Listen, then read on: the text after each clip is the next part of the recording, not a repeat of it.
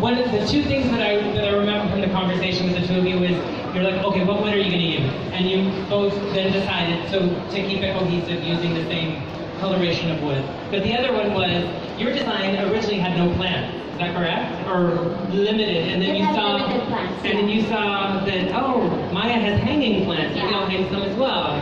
I think it's kind of like newlywed couples when they move in together and they're like, I hate plants. I love plants. Okay, we'll have plants. So you guys really did work together and at least joining. And would you all agree that the space does look pretty cohesive, correct?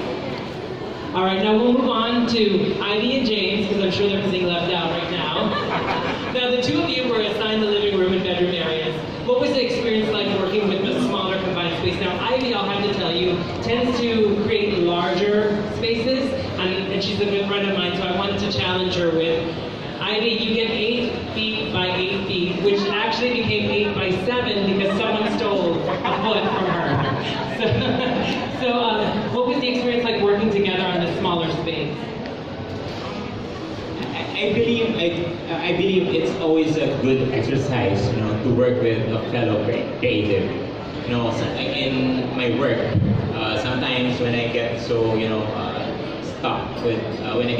with something, or I'm just not so confident in something, I would ask my designer friend, another designer friend. You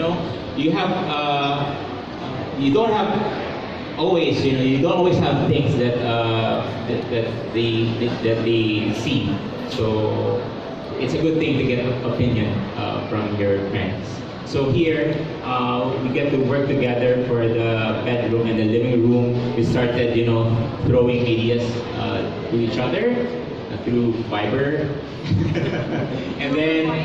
and over wine. Scuba diving. We had to, I slept over her place, and then we talked over wine. So it's a very good exercise, and then we sourced together here in SMO, and then, So you got her drunk, basically to steal a foot from her. That's what she agreed. Yeah, sure, whatever. But something that I would say with the exercise that we did, it's like, it's different personalities. It's like he's maximalist, I'm minimalist, like same in like a couple. You have different styles, you have different personalities. But I think you can see that when you work together or have compromise, that you can come with an interior that works well, even if it's different styles. All right, now Ivy, in your living room, you were able to create a warm and cozy space while maximizing the assigned area. How did you approach the design and the selection of furniture, especially since you're so used to larger spaces? How did you approach what to pick for the space? For one, you really have to identify what you need, what the space needs. So if it's the living room, what are the essentials? And for the function of the space and your needs.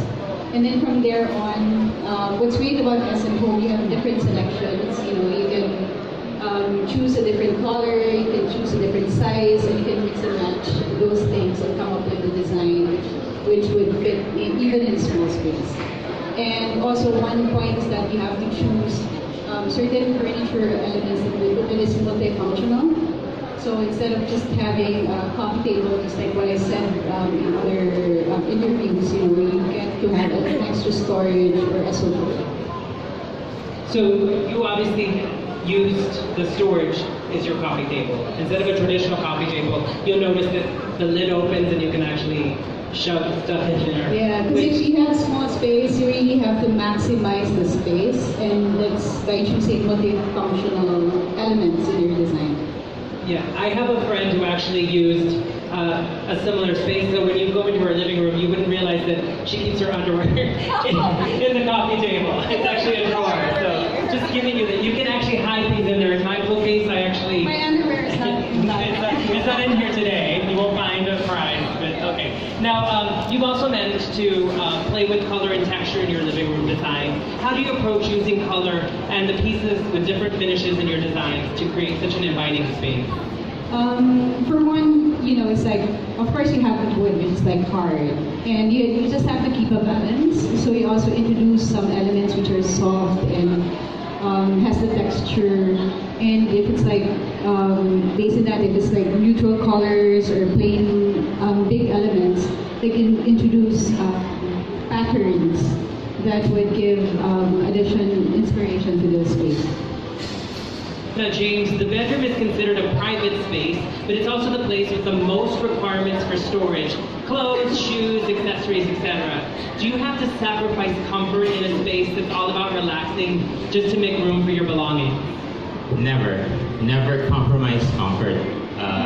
You know, the bedroom is the place where you rest after a long, hard days of work.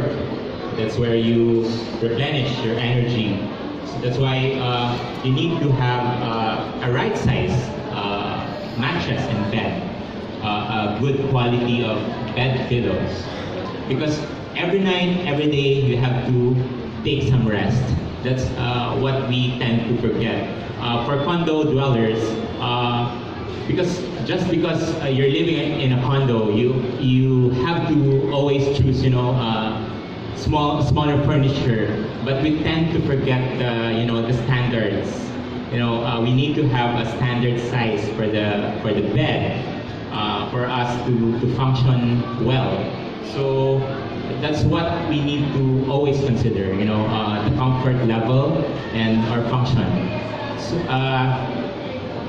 like for example.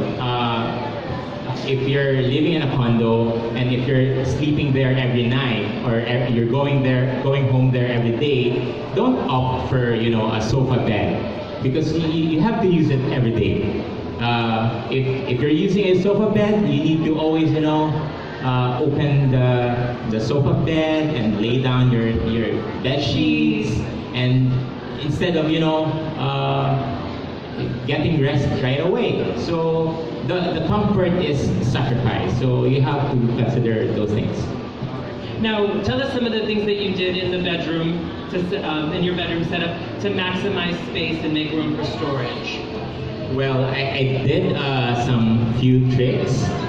First, like what Ivy mentioned earlier, I used multifunctional furniture or key furniture in the bedroom. Just like for the dresser in the corner, it can be like the night table and the study as well. And there are drawers and space for storage underneath. And then instead of just putting a foot bench at the end of the bed, put a low table with drawers or shelves where you can store some personal belongings, and then where you can put some trays or immediate things that you need during the night or during or every morning when you wake up. And then for the bed, I was thinking to have a tall bed, a raised bed where you can have some drawers underneath, so you can add more storage. And then for the headboard, I incorporated a shelf with an LED lighting underneath, and it can store some little pieces that you need, like an alarm clock or the books that you're reading. And then I added some tricks like mirrors, using of mirrors. When using mirrors, you don't just put mirrors just to think like you have that sort of illusion. Illusion is a trick of an eye. So you have to put the mirrors very strategically. Like in that case, it's eye level, and put some things that it can reflect on. It's like mimicking the function of a window or a passageway or a door. So that it adds depth or another dimension to it. So the mirror is sort of a space multiplier or space enhancer.